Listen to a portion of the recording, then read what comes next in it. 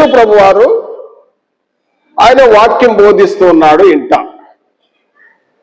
వాక్యం బోధిస్తున్నప్పుడు జనులు గుంపులు గుంపులుగా కూడి ఉన్నారు. వాకిటైన స్థలం లేదు.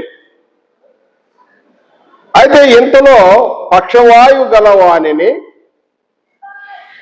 నలుగురు మోసుకొని వచ్చారు. యేసు ప్రభు దగ్గర గనక తీసుకొస్తే ఇతడు బాగుపడతాడు అనే వారి విశ్వాసంతో పట్టుదల కలిగి ఆ పక్షవాయువు గలవానిని మోసుకొని వచ్చారు. వాకిటైన స్థలం లేకపోవటం వలన రాలేకపోయే వారు ఏం చేశారంటే వారు ఇంటి మీదకి వచ్చారు.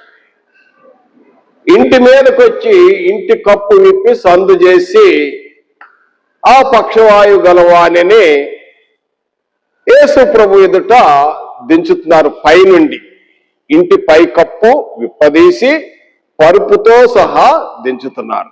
ఆయన వాక్యం చెప్తూ ఉన్నాడు. ఇట్లానే వాక్యం చెప్తూ ఉన్నాడు. జనం అందరూ గుంపులు గుంపులుగా తండోపతండాలుగా జనం అందరూ వింటా ఉన్నారు.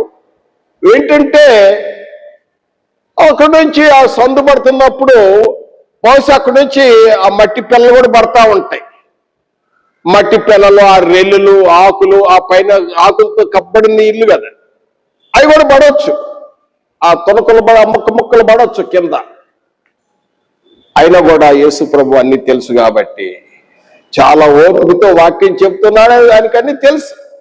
అంతలోకి ఆ నలుగురు స్నేహితులు పరుపుతో యేసు ఎదుట దించేశారు. ఇది 4వ వచనం వరకు.